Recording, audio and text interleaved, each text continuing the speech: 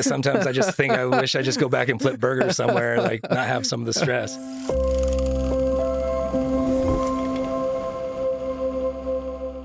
I do get in the conversation a lot with people like, well, it's inappropriate to use dental assistants. You should use XYZ. I'm like, come work with my dental assistants. Come more with them because they are phenomenal. Hello, everyone. Welcome to another edition of Anesthesia DDS, where we talk about all things anesthesia as it relates to dentistry. Today, we're going to talk about the team approach of anesthesia delivery, and I have with me a very special guest, Dr. Jeff Kobernik from Roseburg, Oregon. Dr. Kobernik has traveled down in studio to be a live guest, and we appreciate his travels. Dr. Kobernik is a dual-certified, board-certified dentist anesthesiologist committed to elevating a patient care across the state of Oregon. With a focus of enhancing comfort and safety for dental patients, Dr. Kobernik and his dedicated team travel statewide, providing top-tier anesthesia solutions tailored to the unique needs of each patient.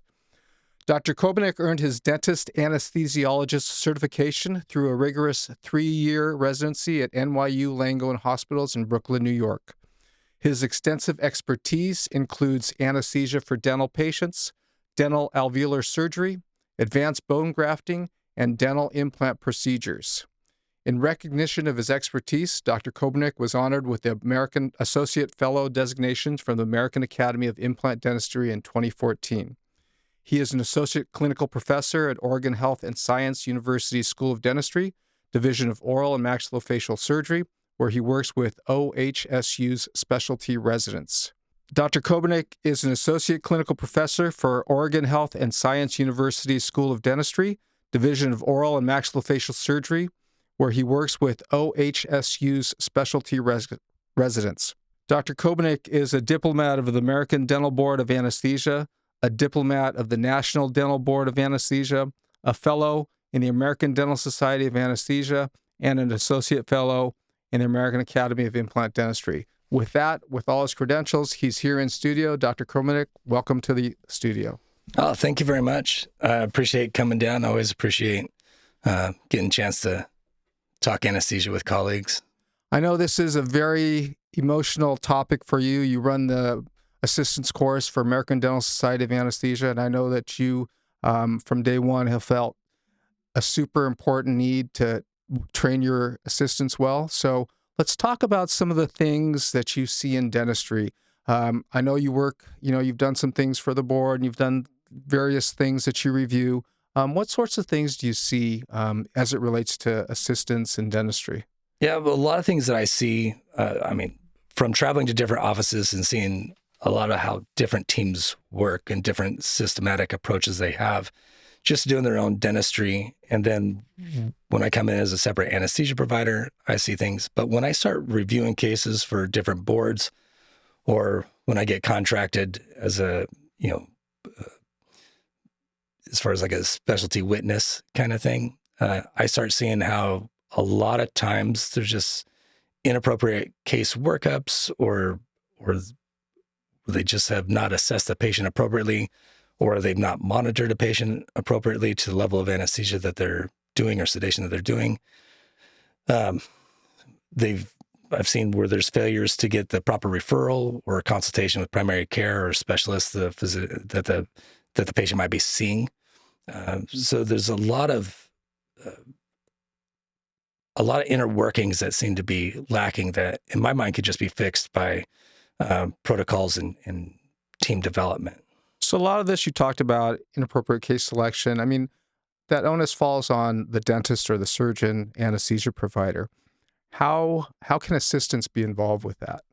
Well, the nice part about assistants is typically, they want to see their dentists succeed. They're very supportive, and a lot of times they're much like nurses in a way, and often they're called nurses by some of the patients that come in, but they are sometimes better advocates for the patients than doctors can be at times. When I see the assistants, I often describe it as I like to speak to assistants, and part of developing some of the coursework and being the chair for the American Dental Society of Anesthesia assistants courses is also developing a certified anesthesia course that can be in the state of Oregon, allows an assistants to become certified in a dental anesthesia assistant. And so having them kind of talking to them to steer the boat, I find is much easier than talking to dentists at times. Jeff, you and I share some very common practices. We are both operator anesthetists. We can't do things that we do without the help of our assistants. I know I enlist a tremendous amount of help and support from my assistants because we do so many things. We're seeing complex patients and we're doing complex dentistry. We can't do this by ourselves. So I 100% agree that when I'm practicing, I rely on my team heavily. And certainly we can't do some of the things that we do without their help. So Jeff, you and I share some common threads in our practices. We both at some point do some form of operator anesthesia where we're providing the anesthesia as well as being the dentist or the surgeon. So with that model, there is a lot more responsibility, and some of that responsibility we can give to our trained assistants. So let's talk about that model first of all. Yeah, well, the biggest part is case selection. And when you talk about sedation dentistry, the vast majority of sedations going on in dentistry are minimal sedations, which I know you had Dr. Fauner on podcasts before, and he talked quite a bit about definitions and whatnot. So when you're looking at patients' risk benefits, the risks are fairly low with the different levels of anesthesia based on proper case selection. So it's understanding some of the pathophysiology of the comorbidities of the patient to develop an understanding of the proper sedation approach and whether or not they're appropriate to be done in office. And a lot of that is data collection early on. And so assistants have a huge part of that. They have a almost immediate rapport with the majority of the patients. I mean, they spend much more time with the patients than we do. And so when they can collect data, even for like a simple health history in my office, when a patient fills out a health history, anything that they mark yes to, my assistants are told to ask 3 questions regarding that. So if they said that, say yes, that they have hypertension, like, are you medicated? How long ago were you diagnosed? Do you feel that it's under control? Those type of questions. So wherever they're at on their comorbidities, when they fill out the deal, they gather additional information, and then they come to me and give me like a brief synopsis of it that, for one, it allows me to get my head in the game when I'm going in to do, whether it's my airway assessment or new patient exam or what have you, that I'm understanding of those comorbidities. And it helps me to find out if they're going to be a candidate for sedation. I agree with our data collection, new patient visits in my office as well. Assistants, my nurse, my RN is putting on monitors, taking vital signs, talking medical history, and I want to make it clear that they're not the only person that is doing that data collection.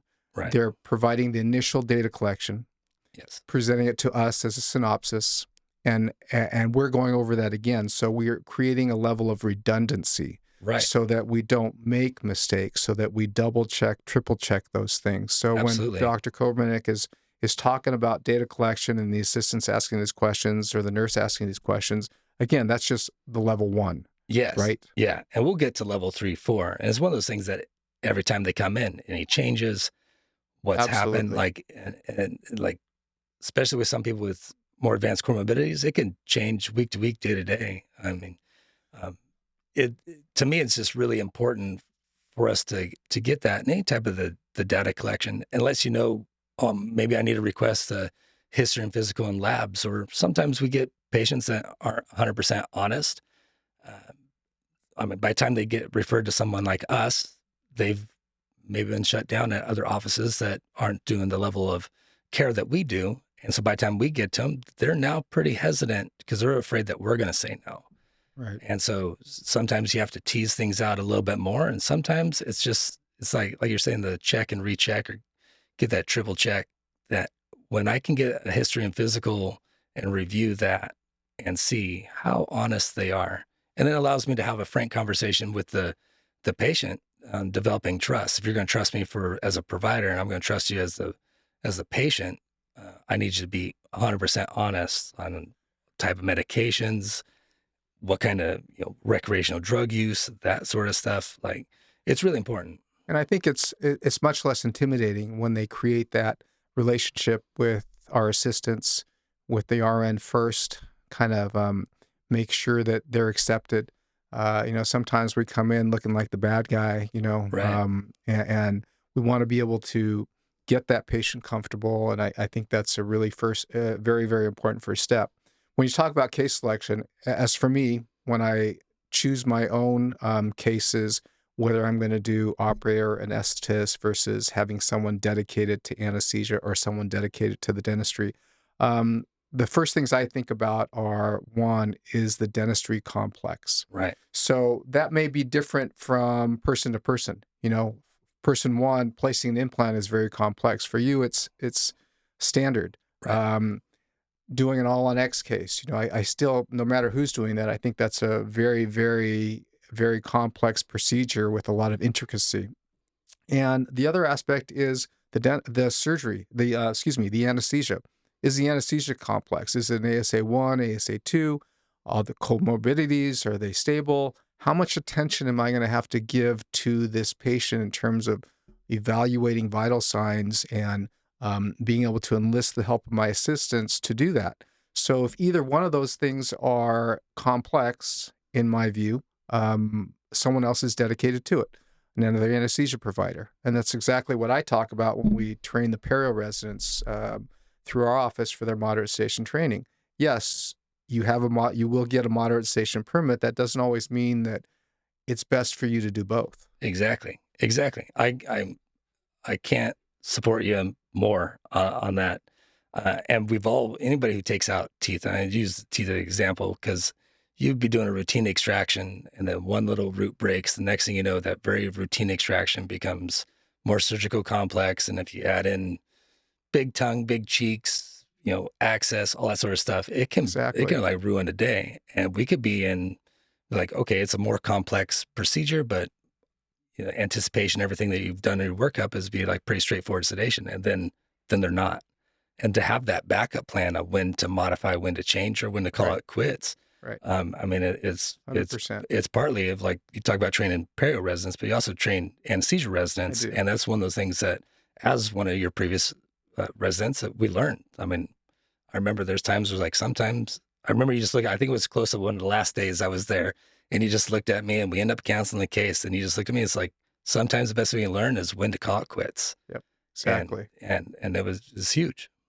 So in terms of the tools that we use, what sorts of things could you tell us about how you select an assistant, how you train an assistant when it comes to this model? Well, it comes a couple different ways. As far as like state of Oregon is concerned, I've held just about every sedation permit. I practiced for 10 years before I went back to residency. So I had a minimal permit with nitrous. Then I ended up getting Those were the days, aren't they? yeah, right, right. Sometimes I just think I wish I just go back and flip burgers somewhere, like not have some of the stress. But having that minimal nitrous coming out of school, and then with the part of the practice that I was at, I had hospital privileges, pretty much right after school, being mentored by the fellow I worked for, and we did GA cases or more advanced cases there, but sometimes we needed a little something extra there in office. And so I did the training to do like an enteral moderate sedation permit, and, eventually down the road got my IV sedation permit, and then led me down this whole career path to become an anesthesiologist. Um, and so different aspects of assistant training, it all depends on that level of sedation. So they really have to be trained on certain emergencies that can happen at different levels. And then your kind of standard medical emergencies that can happen in a general dental office. But it's not just the assistants, it's the front office, it's hygienists, it's sterile techs, and there's quite a bit that all kind of pulls together. And so one of the things I always say is that you have to calibrate the entire staff. And I usually start with the front office. and then it's overseen by the management. But it's, how are you talking to the patients? How are you able to answer their questions? And What are and their expectations? What yeah, expectations are you giving to the patient? right, right. And the biggest one when I was doing moderate sedation is like they just tell me like I want to be asleep, and it's like, well, you're going to think you're asleep. You're going to be really relaxed, but you won't be asleep. You'll be able to answer questions. You'll be able to respond to light tactile stimulation, verbal command, per definition, and that sort of thing. And so if I reiterated enough times, my front office to see my assistants go through my spiel, like they've heard it so many times that they can do it as well as I can at this point. So So let's talk about some of that training. Let's talk about some things that makes a good team versus a dysfunctional team. I think getting back to this case selection, you mentioned you had a minimal sedation permit. Now, back in the day, I feel like our patients are getting more and more complex. yes, COVID, GLP-1s, state of obesity, OSA, our patients are getting really, really complex. And right, so that is something that our assistants can help us to start talking with the patients about, hey, you know what, we do all phases of anesthesia, or we do this phase of anesthesia. Some things may be better for you than other things, to kind of introduce that as we come in. So when we come in to do our new patient exam. So tell me what factors into whether a team is functional or dysfunctional. You've been to all these offices, you see teams that are great. I have too.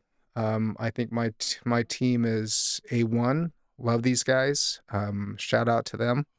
But then I've been to other offices too that were, it's not the greatest team. And my team, for as great as they are, we don't all bat 1,000 every day.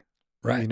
We have our dips and we have our areas where we're maybe not as vigilant that day, but part of that team process is for someone else to step in when that person um, isn't having the greatest day. So talk to me about some dysfunctional things about teams and how we can prevent those things. Yeah. Well, I'll tell you, one of the best things I did um, is, is really knowing and understanding the need to invest in your teams. So what I did is every couple times a year, I would buy a certain book. There'd be a couple different ones, and I would pay each one of the staff $100 to read the book. And then when one of our meetings, we would talk about it or different aspects of it. And Interesting. yeah, it was everything from like, you know, uh, you know, Jocko Willick's book on leadership, which I love. And then, but the most common one that I did was Patrick Lencioni's book, Five Dysfunctions of a Team. And new hires, when they came on board, they got the book and they got to read it, and we talk about it. And it really breaks down, there's a great schematic of it that you can search on Google and find up. And it's a great book. You get on Amazon anywhere, and it's cheap. But it starts with, the five dysfunctions of the team. The very base of it is absence of trust. And so high functioning teams have a lot more trust in each other. They have they're not afraid to speak their mind or to come up. We in the day-to-day stuff, pretty soon we'll have that time as like, well, I don't want to rock the boat kind of feeling. But how do you develop that trust? How to do it? So know when you can be held accountable. When can an assistant know and have the trust that you're not going to fire them or be angry at them when they want to address a concern, no matter how big or how small? And so you have to be vulnerable and develop that trust. As the leader, as the team leader. Yeah. Well, and everybody, and I look at it as, I'm forgetting the exact quote, but it was not everybody wants to be a leader, but everybody can be a leader if, and they can learn the desire. And in my mind, everybody's a leader in their own right. and leadership goes up and down. And that was partly some of the Jocko Willink stuff, as he talks about in his books. And then when I implemented those type of things, uh, it just makes it easier to go through dysfunctions because, like I said, the first is the absence of trust, and then the next is fear of conflict. Well, it's all based off that. Well, let's talk about the trust issues real quickly. So when I have doctors coming into the one-to-one course and we're training doctors and their team and there's assistants, sometimes we'll get the response like, I don't know if I'll be able to say that, to the doctor if for a reason. And that's a touchy subject. I Right. get it. In my office, I've got good days and bad days myself. Yeah. Believe it or not, Jeff, believe it or not. I don't believe it. I don't believe it. So when an assistant, just from the day-to-day, little things like, hey, Dr. Lee, your IV still running. Is that what you are intending? Certainly some of it has to do with how they're telling me, right? Oh, So 100%. that communication has to be both ways. Right. In the same way, I can't be scolding or derogatory to an assistant. I don't want them to be that way to me either. So when I have a misstep or I need a reminder, they just simply say, hey, doc, you know what, this is going on. Your SIVO is still on. Did you really want it still on? Right. Things like that. So I think that trust goes amongst all the team, like you mentioned, me towards my assistants and my assistants towards me. And what would you say to that assistant that, like, they're I don't know if I could bring that up to the doctor. Different little things.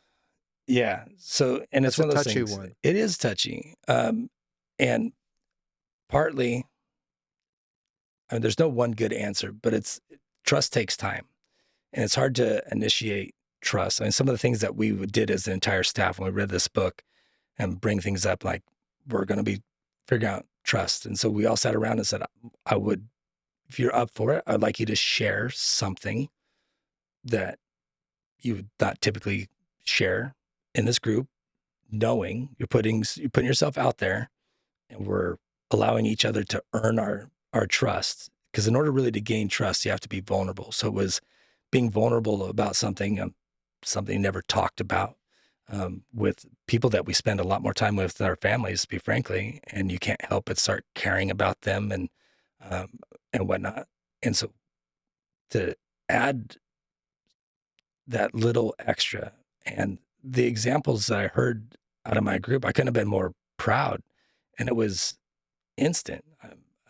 Trust and morale just really comes together. And then you teach them how to apply the trust. And so just them showing vulnerability.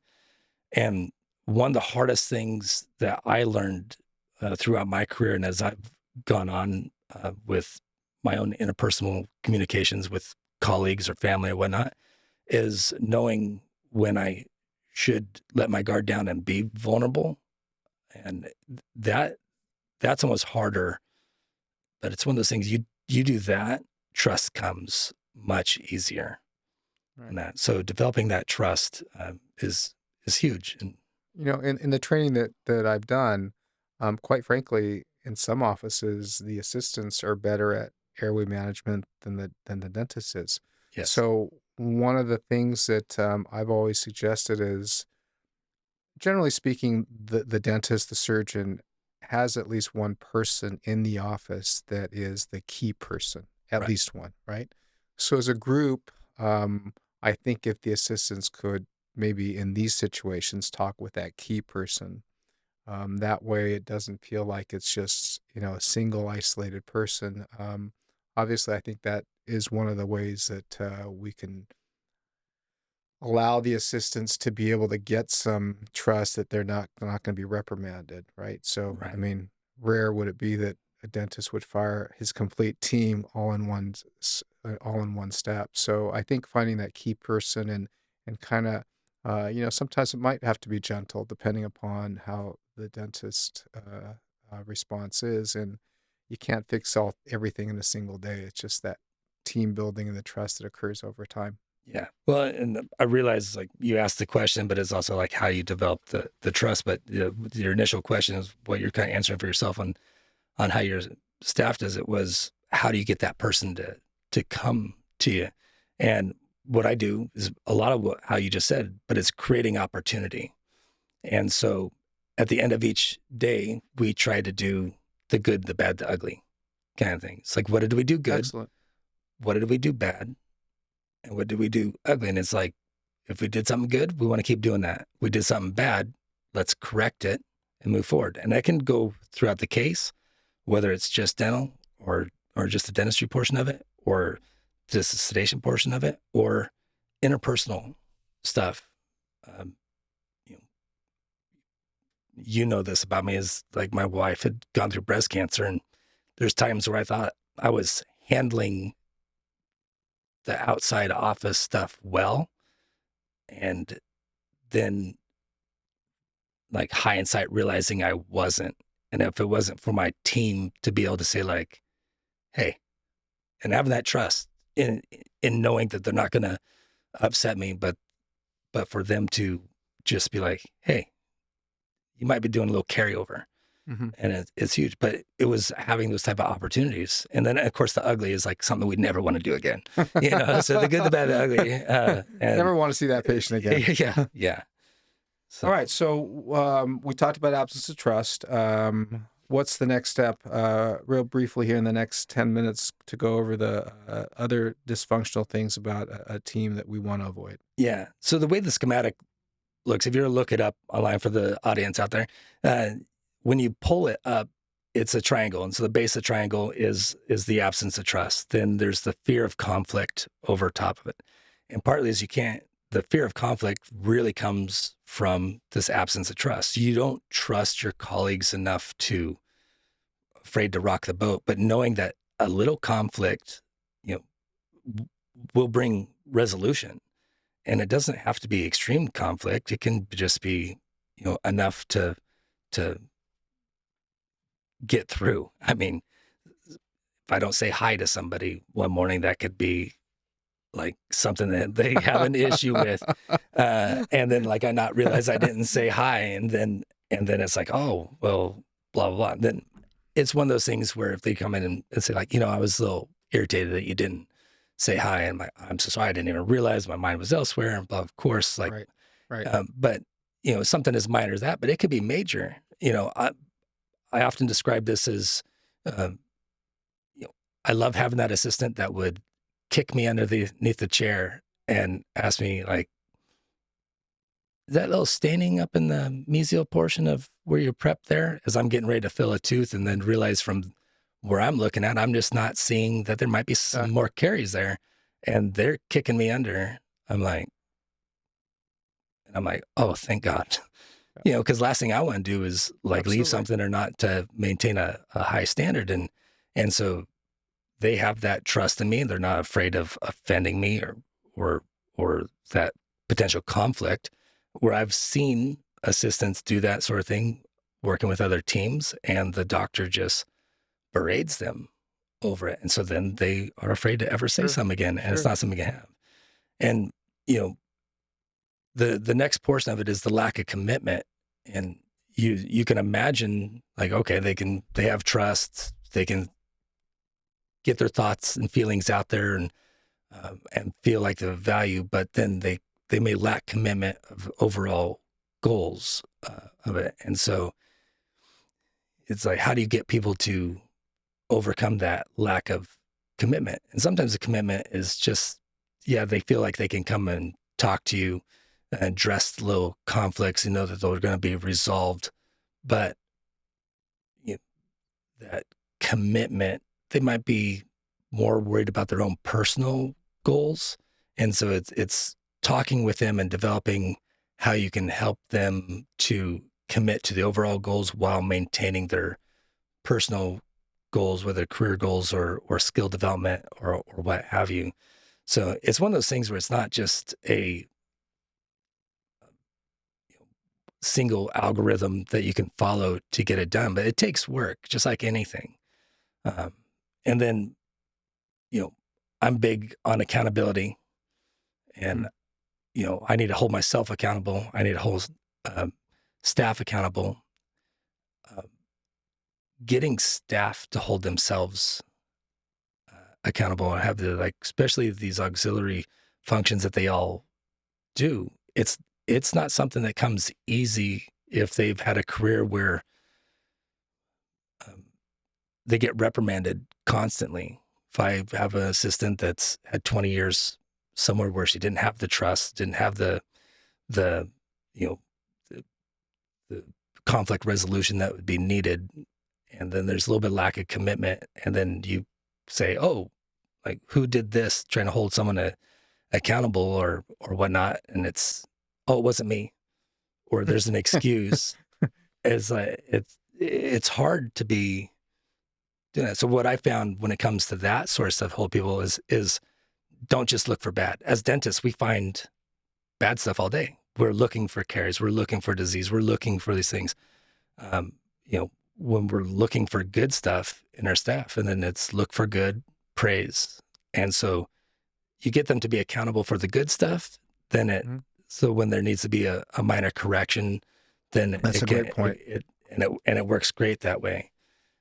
And then of course the tip of the pyramid is this lack of results. I mean, if you have all these dysfunctions, you're not going to get the results you want. But if you build off these portions of it, then you get the results. So high functional teams will get the results. They'll hold themselves accountable. They'll hold each other accountable, and not have that fear of holding someone accountable. And that's huge. And I find that those type of dynamics and even changes in protocols or development of things within the office, if they're given the opportunity to provide input, then it shows that value. You may have a decision made, but you might tweak a protocol or part of that decision based on the input from your staff, because of course we're not all knowing. And so when we can get that input from staff, it allows them to have skin in the game. It allows them to kind of like buy in. And I find that it just works really well. But like I said, you have to put these skills into practice. And I think part of that buy-in process is investing in training. 100%. Right? So team development, simulation scenarios, I think those are super, super important to get everyone. Yes. It doesn't have to be, so it can be like on a monthly basis or weekly basis, but it can also be like when we have a situation at our office and our assistants are there, we talk about that situation, we talk about what it was, we talk about the resolution, things like that. So they become more aware that they ask a lot of questions, and they're super involved with that. So in addition to that, BLS, ACLS, PALS, what other things do you think would be important? Well, especially for sedation type practices, it really is the training in the scenarios of emergency, thinking of patient safety being number one. I mean, there's other things. Front office is going to need some billing type training. Well, if you're billing medical, billing dental, they might need training on how they answer. When I talked about calibration of how we answer specific patient questions to get those expectations met, that does take some work to do it. But what I did in my office, what I primarily did in my office is once a month, we always had a safety meeting. And so during that safety meeting, we went through the app 10 minutes to save a life, and we chose one of the emergencies, and we just went through it. And then every quarter, we would do a quarter of them, usually hitting the bigger ones, cardiac arrest, that sort of stuff. And we would do it more like a scenario type training of it, where everybody kind of worked through, and then people changed roles on if this happened in one of the sedation rooms versus one of the hygiene rooms versus the front office, and then who are the people and the roles and what they do. Because heaven forbid something happens, it's like, yeah, you trained it, but if it's only been trained in because of anesthesia practice, so it's always you're in op 5 with all the medical gear versus in the front office, and now who's bringing the kit? Exactly, Where's the kit? exactly. Where's the oxygen coming from? And all those sorts of things. So we kind of ran through that. And I mean, I got on Amazon and I just bought a CPR dummy that lights up when you got the right depth and consistent rates, and we put it on the dental chair and we'd practice doing there, I'd be down on the ground, do it there. Uh, $30, $50, Right. whatever it was. It's a way to do it. And now when I go to other offices, I offer that as a service that we can run through some simulation kind of things. Right. So it works great. Right.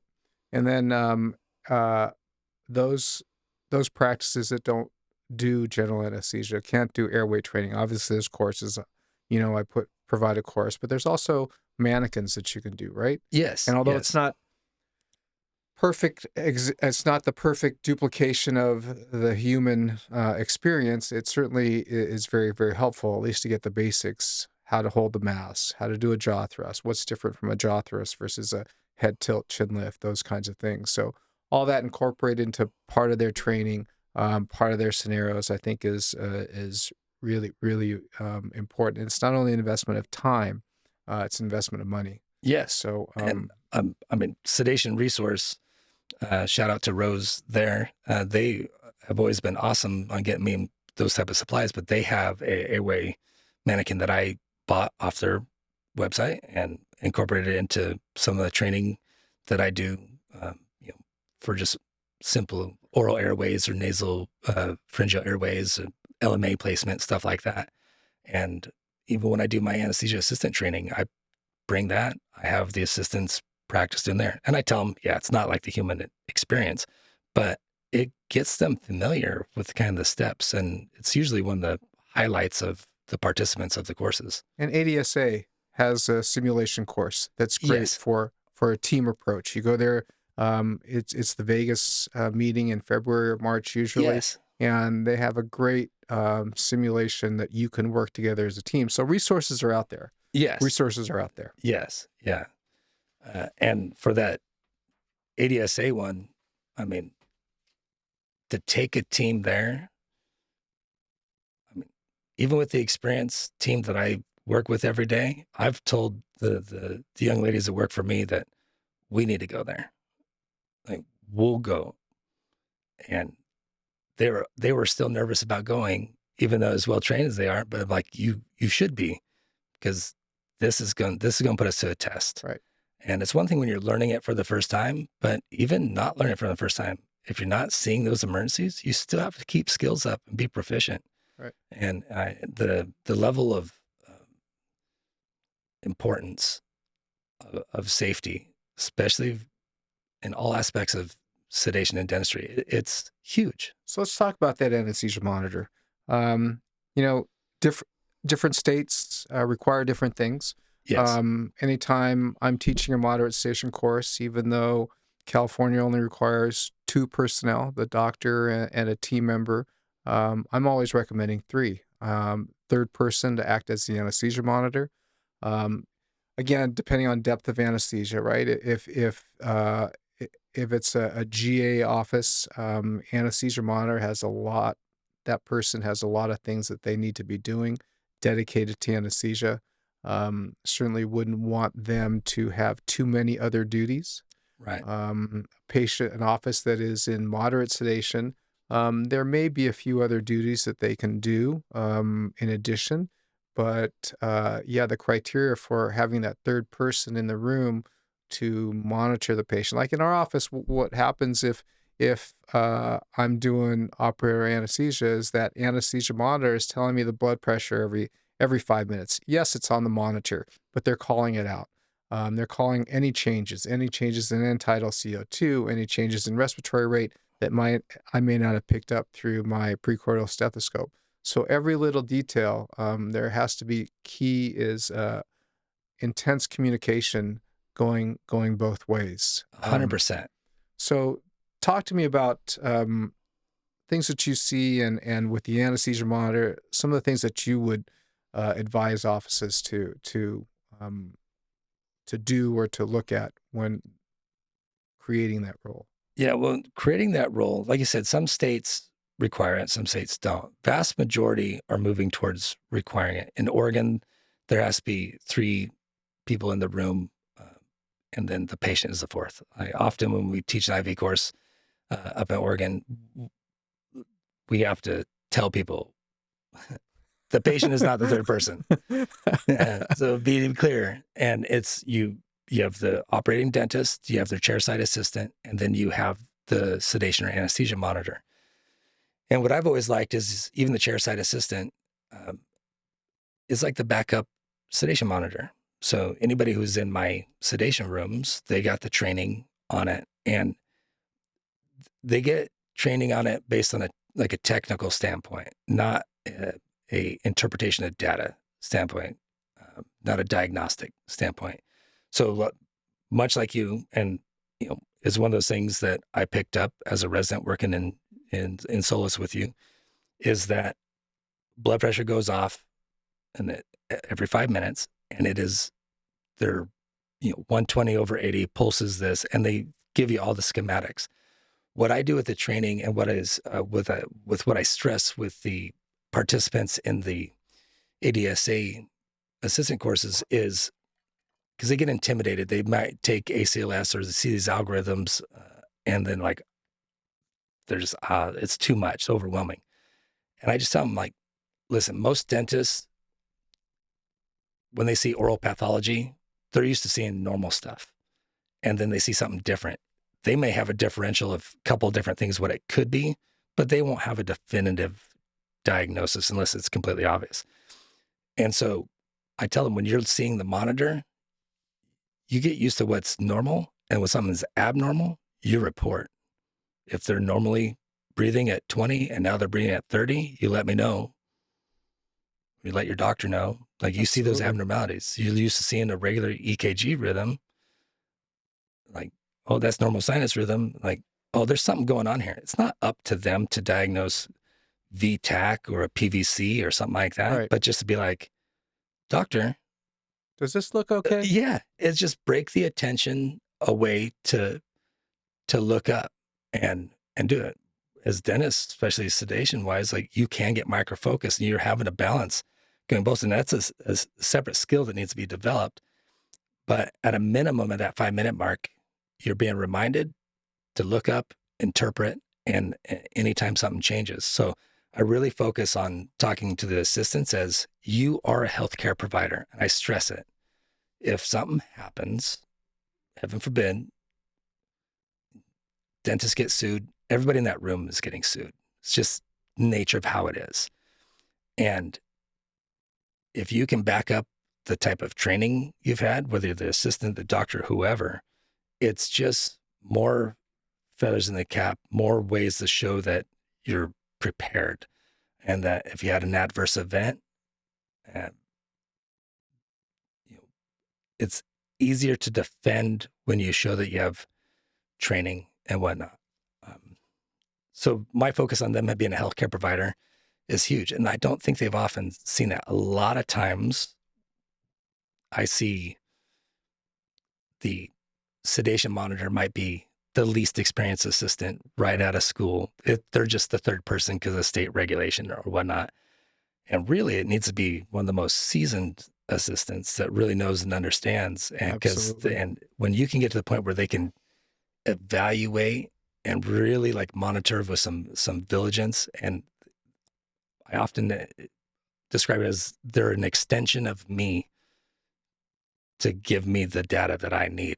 Of course, people who are trained and a skill that develops is listen to the pulse ox, listen to the beep. You can change in tone, change in rate, all those type of things. So we can anticipate if there's something going on.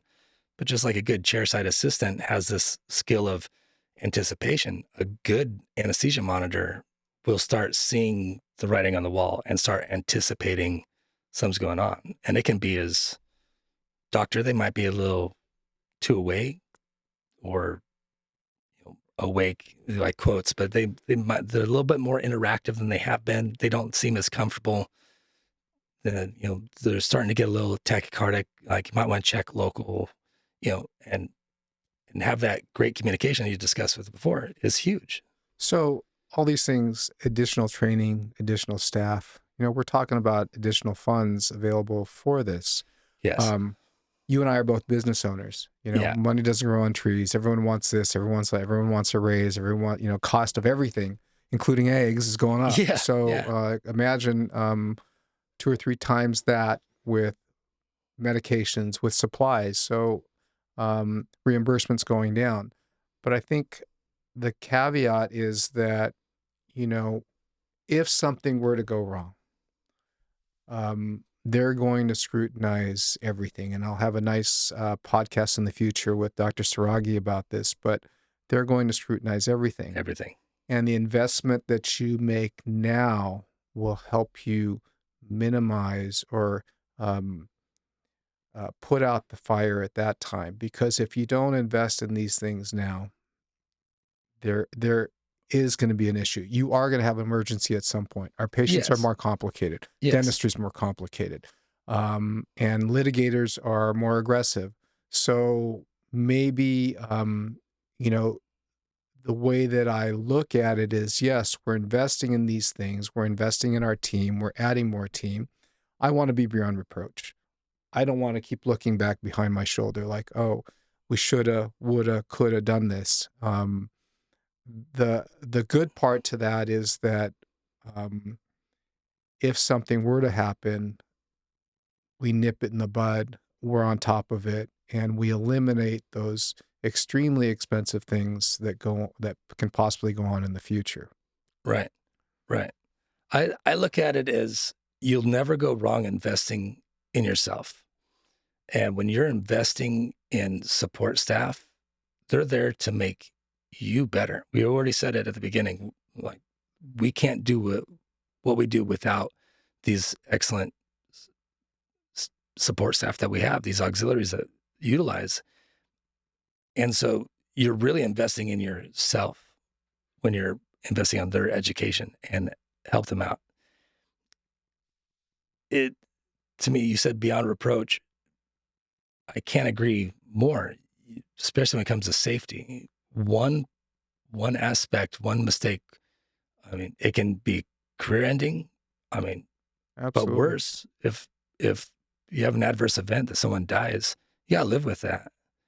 And because you didn't want to invest in some education, and there's some great resources out there that aren't all that expensive, or it's just internal type things where you sit down like I did with my staff and we go through scenarios.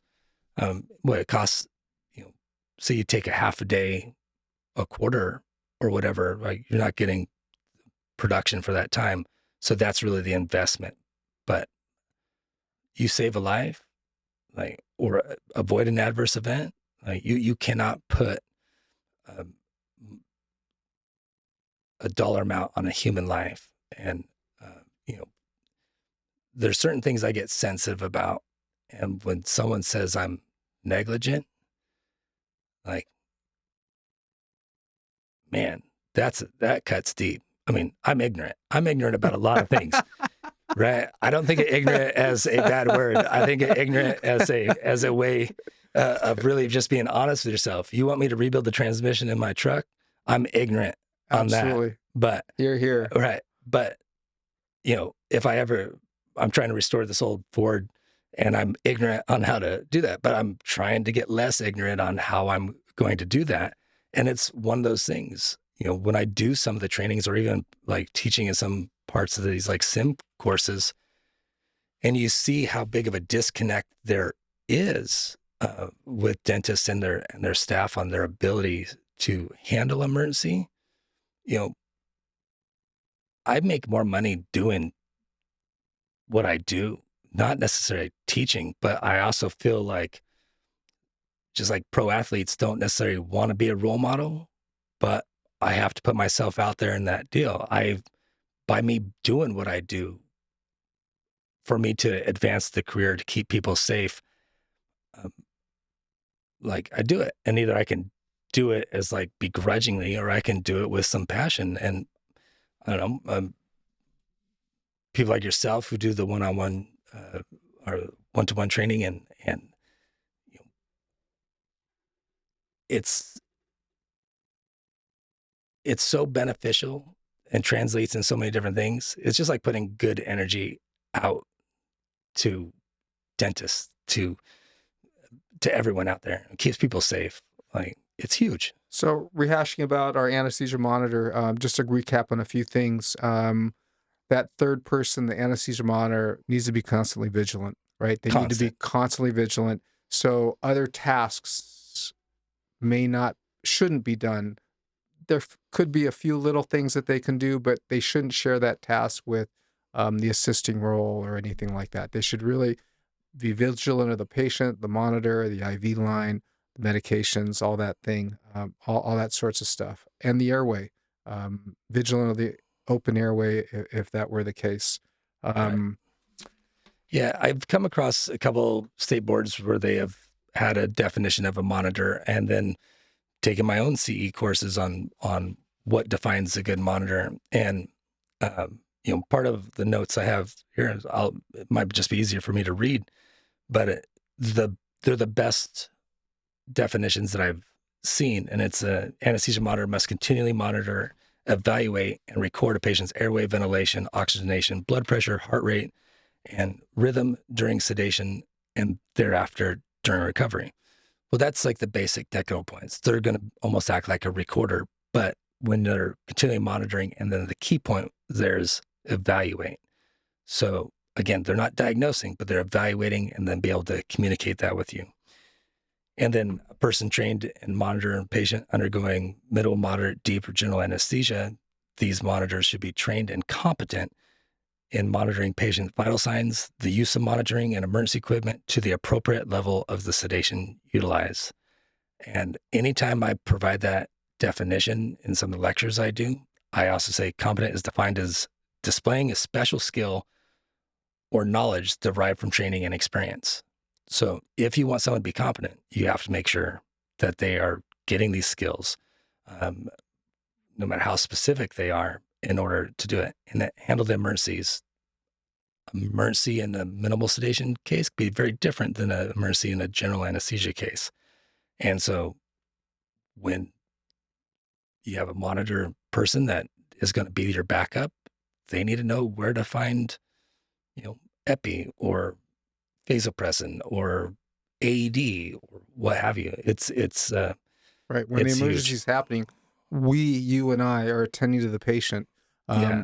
We need other hands to help us get those other items that may be just within reach, but both of our hands are on the patient at the time. So, right. Yes, and they need to be able to know where that is and what it is, that closed communication.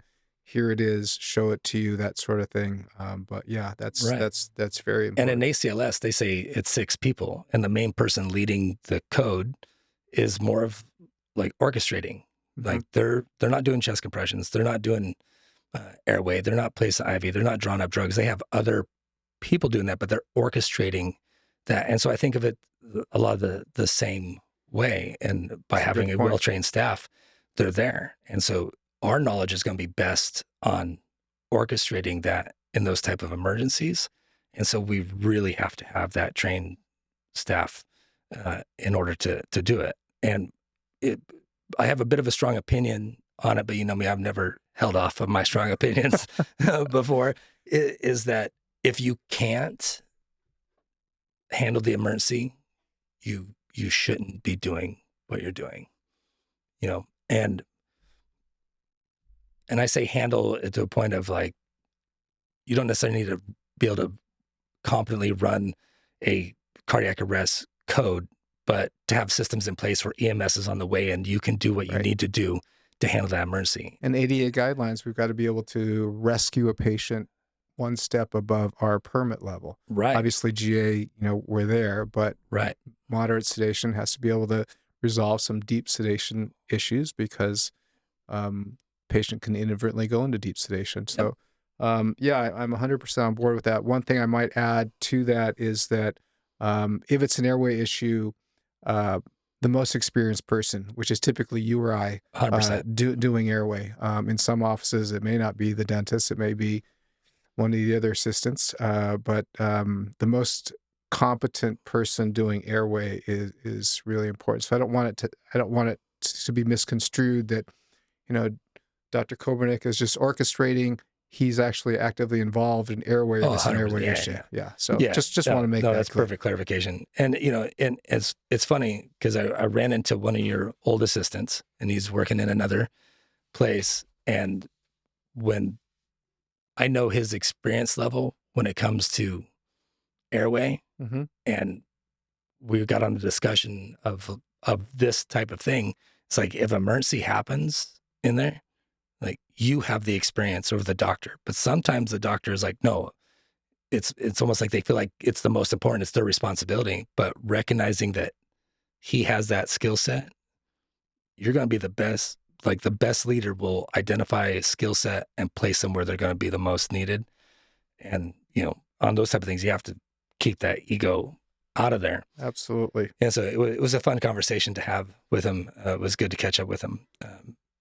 On the last thing I will want to say is on this, and when I do present this, I will say the anesthesia monitor should not be assigned to any of the treatment. And you kind of mentioned it before, but they are not to directly participate in the treatment. Some of that goes against different state guidelines, but from a matter of safety, on the states that don't require that third person, part of just standard of practice, doing your best for the patient, having that third person in there and not participating in it, to me, it just heightens the level of care that you're providing for the patients. And and like the other thing you said earlier is we also run businesses, and like there's a cost involved. Like we There should is. bill appropriately for our expertise and for what we do. And the more you invest on your team, I would say from a business owner standpoint, like your expertise should reflect that. Yeah. And not just the most that was approved by PPO or Right. what have you. Right. Everybody practices a little different, so I don't want to get too much into that portion of it. But from an aspect of investing in yourself, charge. Like you earned it. So we have some roles for anesthesia assistants. Sometimes there's some certifications. I know California has a sedation assistant certification. One of my assistants has that that allows that person to do certain things, like, for example, in California, take out the IV. Um, uh, they can administer medications. Now, whether, in my office, that generally doesn't occur, even though they're allowed to do it. But certainly in an emergency, Right. all hands on deck.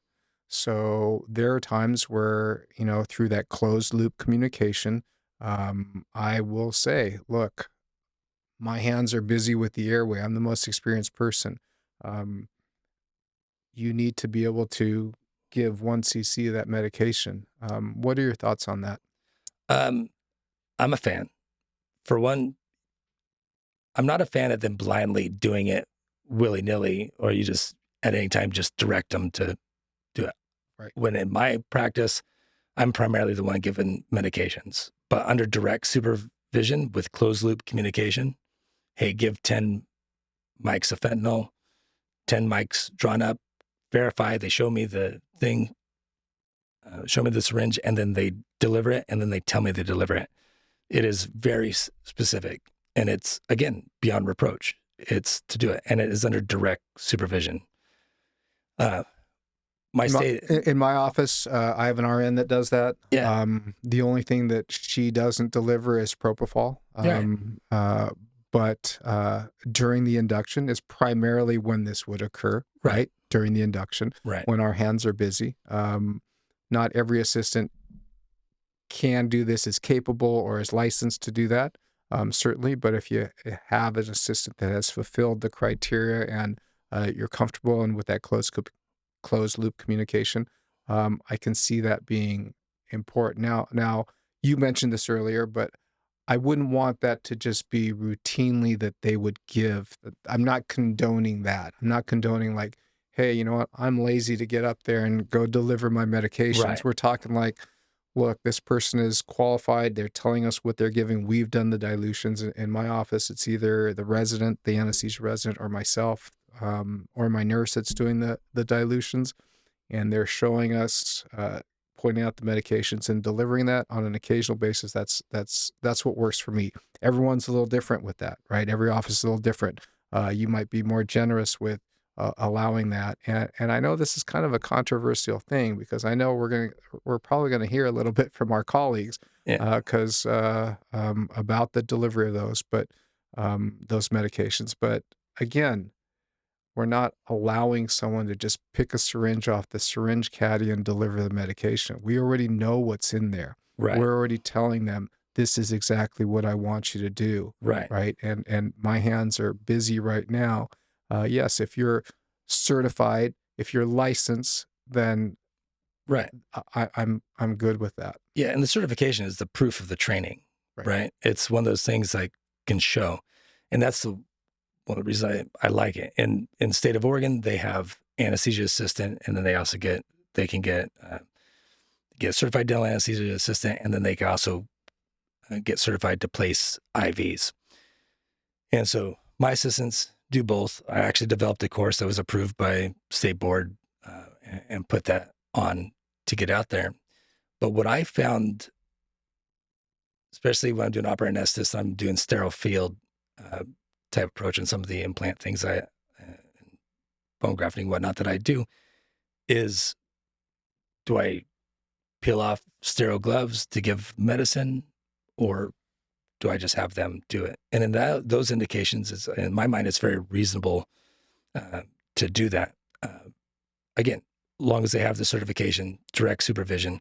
Now, emergency, a little bit different, because you can look at it as regardless of what the state has. If your assistant is ACLS certified, technically they've been trained on IV placement, trained to draw up drugs, trained to follow the set algorithm and provide medication. And then to say like, wait, you can't do that Right. in an emergency situation because you're not certified. That's that other area. But from a routine basis, to utilize the skill sets of what can legally be done in your state, to me, it's an efficiency issue. It helps you be more safe. There's more educated people in the room to do it. Like I said, I'm a fan of utilizing the skill set, of course, with the set parameters. Makes you more efficient. Yes. Business owners, it makes you more efficient. You can do more in less amount of time, helps offset some of that cost. So the investment helps offset some of that investment that you put in. So, it makes you more efficient. Right. And I was talking about the anesthesia monitor being a extension of me. If I'm directly supervising with closed loop communication, a certified assistant that is putting medication to the IV under my direction, they're an extension of me in that case. And so I really look at it as like I'm delivering it. I'm making the judgment call. I'm the one who pulls up all the medications. Correct. Like it is me.